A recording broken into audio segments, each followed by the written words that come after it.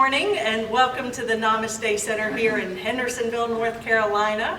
It is May 27th, 2012, and it's Memorial Day weekend, so happy holiday everybody, and thank you to our lost soldiers and blessings to the families who've lost loved ones, and much gratitude for your service. Today we are really blessed because in our Namaste Center community we have so much talent. And this is one that we have been wanting to get up here for a long time, and you all are in for a real treat today because Madeleine Kay is an amazing woman, besides being a very gifted author. And I'm just going to read you a little bit about her because it is a fascinating story here. Madeleine is a best-selling author of Living Serendipitously and Serendipitously Rich, popular success and motivation coach. She's been featured in Who's Who of American Women and Who's Who in the World. She's considered America's leading expert on serendipity and been helping people all over the world live more joyfully and abundantly for years. Madeleine speaks 4 languages, has been a resident of 3 continents, been a university instructor, international fashion model on 2 continents, run her own advertising and marketing agency, wrote commentaries for CBS affiliates in Miami, and was even an actor in film, television, and a music video. Called a serendipity catalyst, she combines the wisdom, passion, playfulness of serendipity, sprinkled with her own unique brand of practical, down-to-earth common sense to help people get calm, claim, and enjoy the joy and riches that they desire. She was invited to be a guest expert on the public television series Law of Attraction, was asked to appear on the popular Los Angeles television series Braveheart Women, whose former guests included Maya Angelou, Lisa Gibbons, and she was asked to stand in for Elizabeth Dole as a keynote speaker for the Junior League of Raleigh. Madeleine is a contributing author to the Napoleon Hill Foundation newsletter and to their recent book, Good as Gold, and the founder of the Eclectic Practical Therapy, the Living Serendipitously Institute, and Living Serendipitously Enterprises. That is a mouthful. Serendipitously. Okay. Her most recent accomplishment is getting Serendipity Day declared an official holiday. And it's celebrated on the 18th of August annually. No wonder everyone calls her the Serendipity Lady. She's been called a lot of other things too, from Pollyanna to a dreamer to unrealistic, yes, even crazy at times. Called the most exciting, intimate speaker I've ever heard speak at Barnes & Noble at one of her New York book signings, Madeleine is on a mission to help people discover the power of serendipity and to transform their lives. So welcome, Madeleine.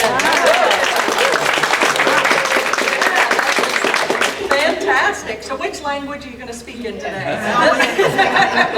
I'm too nervous to speak in any other one right now. Well, so Madeleine, it's great to finally have you here, and you are such an inspiration because I know what it's like to just put out one little book, and here you've got a whole table full of them. Yeah. How many books have you written? Oh God, I'm a writing machine. I write very, very quickly. Actually, my first book, Living Serendipitously, I wrote in 21 days. Wow. I write everything longhand, and then I put it in the computer. So I wrote this in 21 days. I wrote Serendipitously Rich in 11 days, and that's the longest any of my books have taken. All the other books have taken me like 5 days or 7 days or whatever. I'm just literally a writing machine. Wow. And I can't get them out physically fast enough. They're kind of backed up all the time, so that's why I've started putting them all out on Kindle until I can get the physical books out. Yeah, well, it's wonderful, and they're wonderful books. They're engaging, they're fun reads, and very enlightening. And you, I want to just back up a little bit. Tell us about how this serendipitously rich, or how living serendipitously, what is serendipitously, and where did it all come from? Okay, first of all, it's so funny. I don't know why some people have such a problem with the word serendipitously. For me, it's just like rolls right off your tongue, serendipitously. Yeah. So The word serendipity, it's funny, I think most people have a misconception of serendipity. Most people think that serendipity is a happy accident, okay? Serendipity is not an accident at all. The word comes from, actually, an ancient Persian myth, a 6th century myth, about the 3 princes of Serendip. And they left home to find their fortune. And on the way to their destination, they wound up having all of these fabulous adventures on the way and making all of these fabulous discoveries. They never got to their destination, actually, but on the trip, they had all of these incredible experiences and made all of these wonderful discoveries. So the dictionary defines serendipity as the faculty of making wonderful or valuable surprises not sought for. Okay, so serendipity, people confuse serendipity with synchronicity. People think that 2 things happen. Oh wow, I bumped into that person, or I was thinking of this person and they called me. How serendipitous. Well, that's not really serendipity. That's synchronicity. That's 2 things that happen at the same time. Synchronicity is a part of serendipity, but serendipity is huge. Serendipity is the faculty inside you that responds to what happens, okay? And that's what enables you to have all of these magical experiences and to take what happens out there, the events that happen out there, and make something magical and wonderful and valuable out of them. So serendipity is really your responsiveness, that faculty inside you. It's your responsiveness to life. It's your responsiveness to experiences. It's your responsiveness to opportunities, to anything that happens out there. What happens out there is totally neutral. What makes it magical is that faculty in you that responds to it. Well, that's beautiful. And you certainly are the serendipity lady. And I love the title of this book. It's Serendipitously Rich, How to Get Delightfully, Delectably, Deliciously Rich, or anything else you want in 7 ridiculously easy steps. So this book, I mean the title, and it just looks beautiful. It's got $100 bills all over, and it's just a wonderful, beautiful book. And this book has actually been a bestseller, right? Yeah, that made Amazon's bestseller list. It was #3 in finance, #7 in motivation, and #8 in success. And it was so exciting watching those rankings go up. I literally ran to the computer and watched it. I think I printed out about 18 copies of it. So I have the whole record. Oh, that's beautiful. Well, congratulations, because it is a wonderful book. And it's 7 easy steps. But who did you write this book for? Actually, I wrote this book. The funny thing is, I need to backtrack a little, okay? Because when I wrote Living Serendipitously, I thought that I had said everything there was to say, that I wanted to say about serendipity. And people would come to me, much to my delight and my surprise, and they would tell me how they were using Living Serendipitously for all of these practical things in their life. Like one woman wrote me, and she said that she uses it with her bereavement support group. And the funny thing is that I wrote this in 21 days. I wrote it long, and I wrote it very quickly, and I never thought of anything practical. So every time somebody would come to me, I'd say, what did I say? What did you do? Tell me. And then somebody else came to me. It was helping her with a bad relationship that she needed to get out with. Another guy came to me. He was actually suicidal. He was a very successful attorney in Washington. He had lost his job. He had just gotten divorced. He was suicidal. Now he is an artist and very happily married, and he said this literally saved his life. Wow. And then one woman started calling me from Nashville. And she was telling me, she would call me at like 1 o'clock in the morning all the time. And every time I would say, I'm not going to answer the phone, but I always answered it, and wound up talking to her for about an hour. And she was using Living Serendipitously to help her get rich.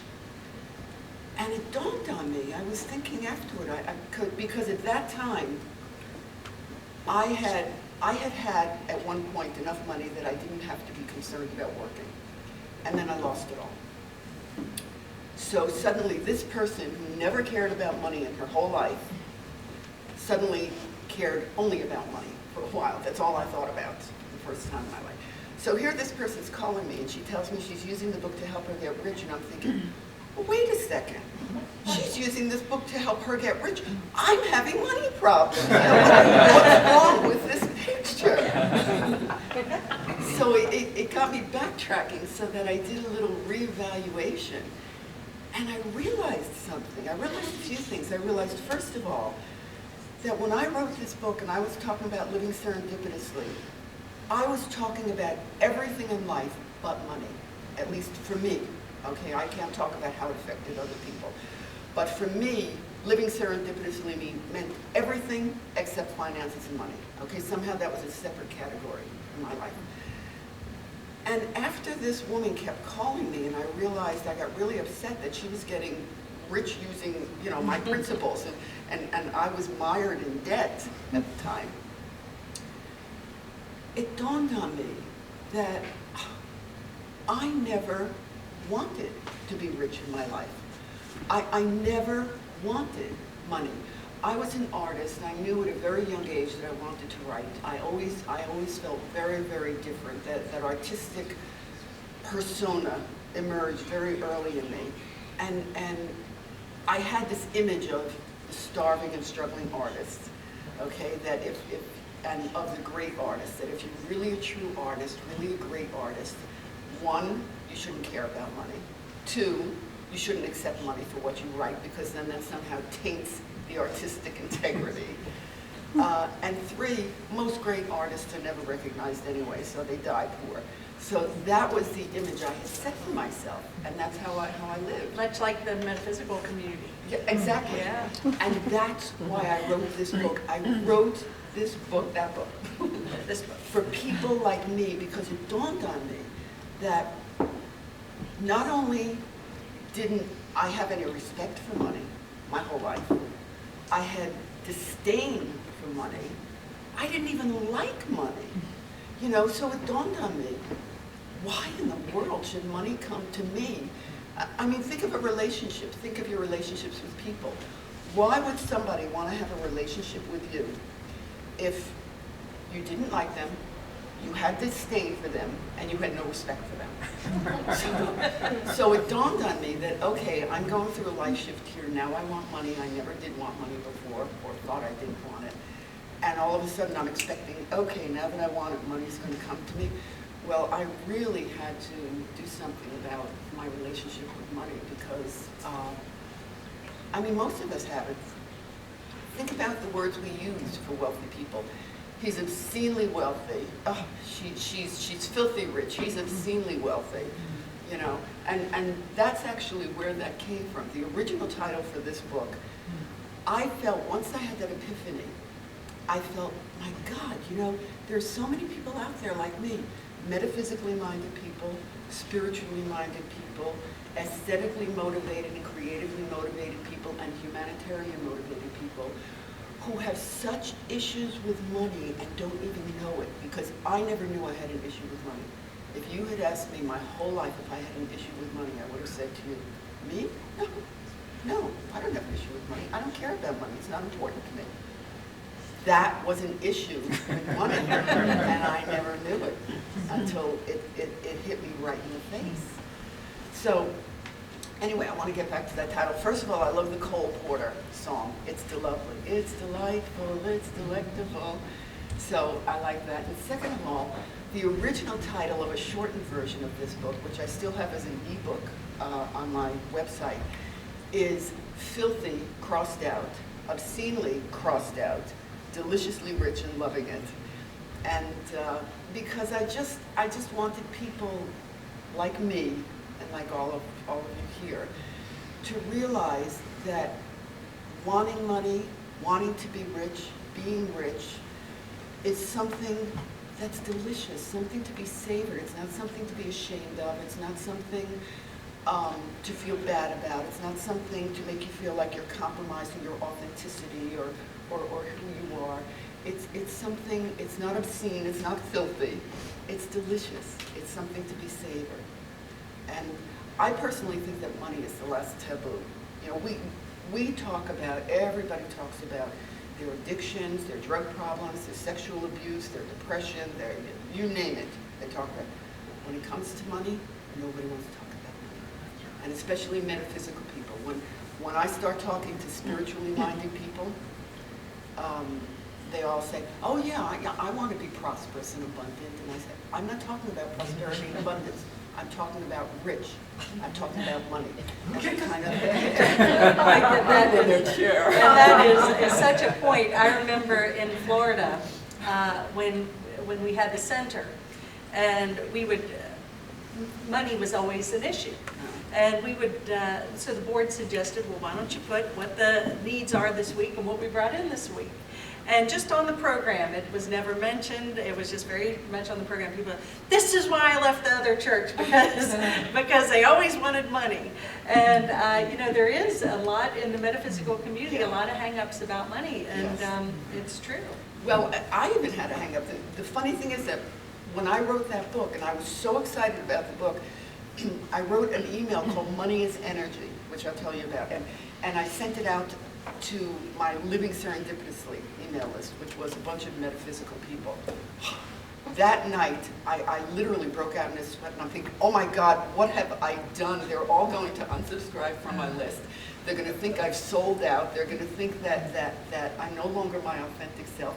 So the next day, I wrote them an apology and explanation, you know, trying to make it sound more metaphysical, which there is a lot of metaphysics in here. I mean, that's who I am. It's combined, but it is so practical, and it is so real, and I struggled with that.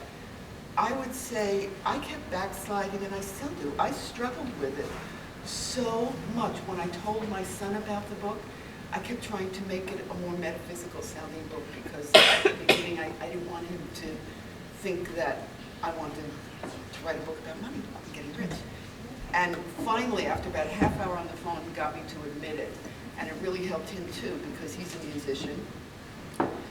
And a lot of artistic people have a lot of difficulty feeling that understanding and appreciating the value of what they do, that it has monetary value, just like if you're an accountant or whatever else. You know, we need to place that monetary value on it, and it was Tell us how to get rich. Well, it is Holding out there. Okay, well, first of all, that's what we're going to do in the workshop. We're having a workshop this afternoon, and I'm so looking forward to it because it's so fun. It is so ridiculously simple that when you find out what it is, you will literally kick yourself for not thinking of it before. And again, it's especially simple for metaphysically and spiritually minded people, because one of the caveats, I love the whole metaphysical and spiritual minded movement. Everything is wonderful, okay? The only thing is, I think sometimes people, I found this with me and I know other people, so many people can spout everything about the law of attraction. They can talk for a half hour on all of these principles. But when it comes to their real life situations, to practical things, and to money, somehow it just flies out of their head. It's like the ideas get stuck in their head, and they don't get down to them to a gut level where it's a real life thing. And that's what they need. That's what I needed. I wrote that book because I couldn't find anything out there to help me with what I wanted. Once I realized I wanted money, I wanted to be rich, I started reading all these things, and there were so many things out there that purported to be simple, like the 4-hour work week.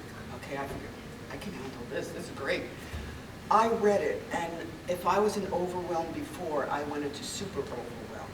And then there was the 1 Minute Millionaire, and I'm thinking, oh, this is fabulous. And the books were good, but they didn't give me what I needed. I was already in overwhelm, and these books just put me further in overwhelm and actually created a kind of hopelessness in me. Like, my God, if this is easy, there's no way I can do this. And I just realized how simple it was, because in the metaphysical movement, so many people, and again, there's nothing wrong with this, but I'm saying you can't do this to the exclusion of doing the practical, simple thing that you have to do.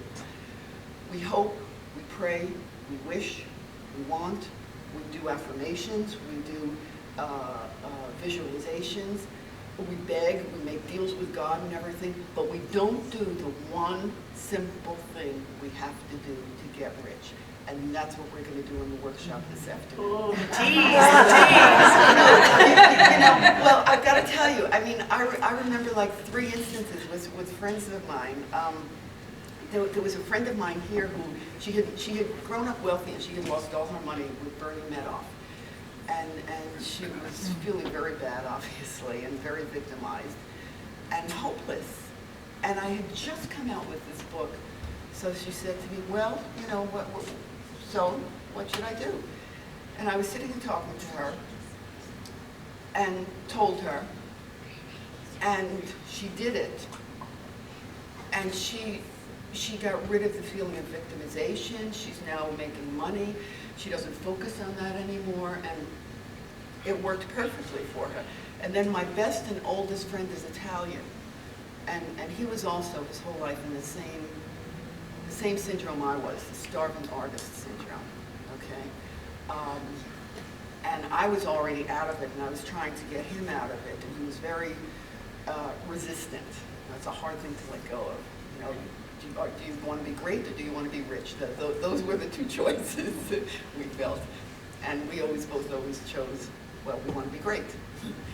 And anyway, I had just come out with the book, and I was there with him, and we were talking every day. And I got him to a point one day where it was a point of readiness. And I just got him to go over that threshold. And this was amazing. His entire life changed in that moment, and it's never been the same again. I mean, he's done even better than I have. He has never backslid. It astounded me. You know, I would call him when I would get back, and I said, well, how are you doing? I never backslid once. His whole life just changed in that moment. That's wonderful. Amazing.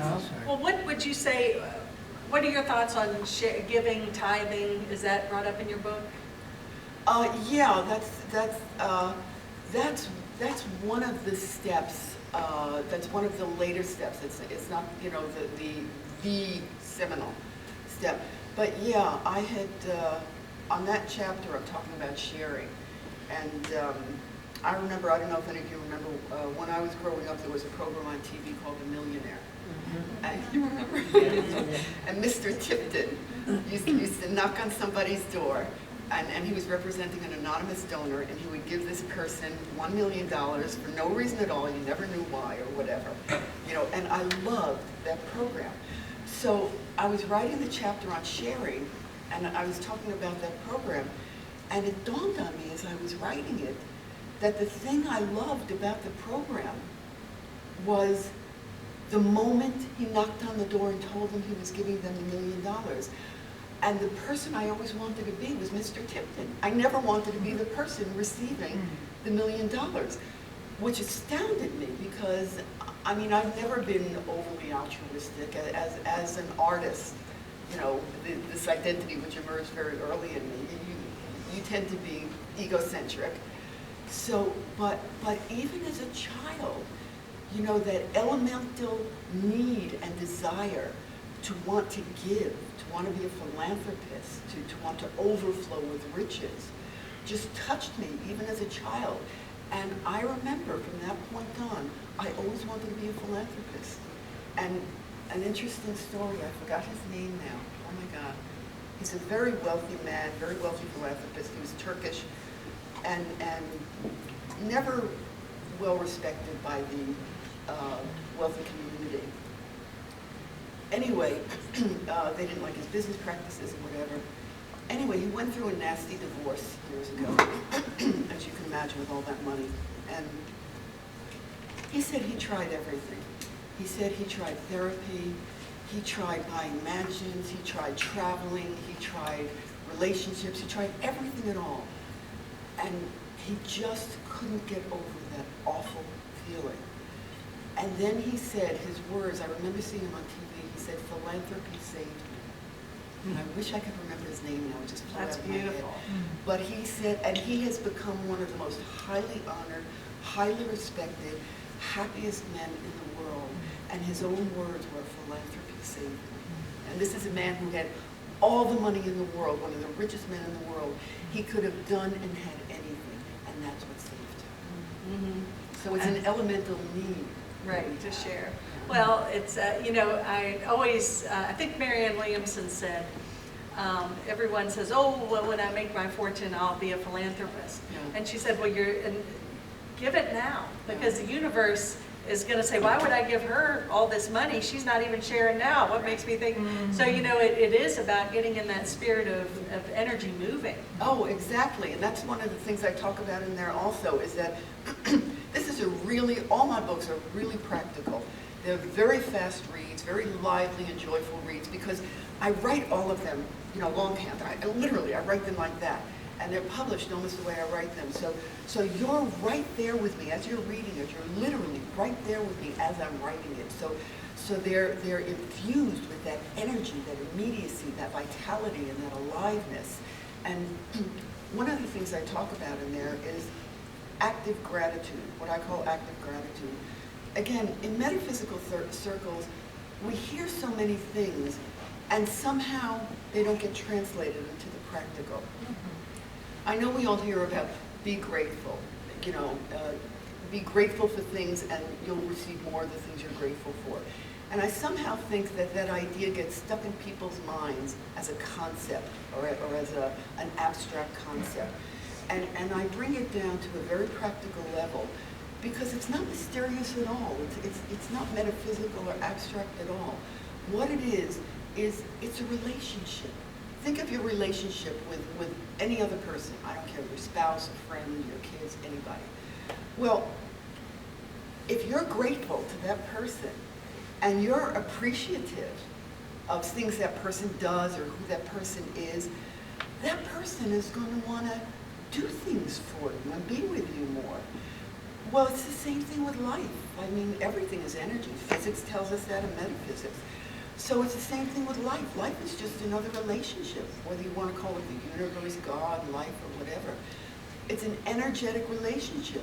And if you're grateful for the things that you have in life or from God or from the universe or whatever, then that energy entity is going to respond to you and want to give you more. So it's just a relationship like any other relationship. Oh, that's wonderful.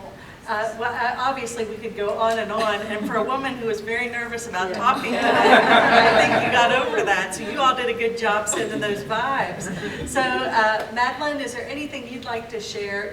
Your website, obviously. Yes, and I'd also like to reiterate, because I'm so excited about it, that I have gotten Serendipity Day declared an official holiday. It is celebrated annually on August 18th, and you can go there. It's not really a website; it's just one big web page, and it's such a fun page. It's serendipitydayholiday.com. Okay, and if you go to Serendipity Day Holiday, you'll read all about Serendipity Day, and if you want to get my free Serendipity handbook, at the bottom of the page, just sign up and you'll get a free Serendipity ebook, the Serendipity Handbook ebook. And if you go to my website, www.madelinekay.com, you can get my free ebook and e-course for the 7 Myths About Money. That's great. Well, thank you. And does anyone have a burning question for Madeleine? I'll give you an opportunity. Well, you taught them well. They know any questions. Well, Madeleine, you are serendipitously wonderful. Thank you so much for being here.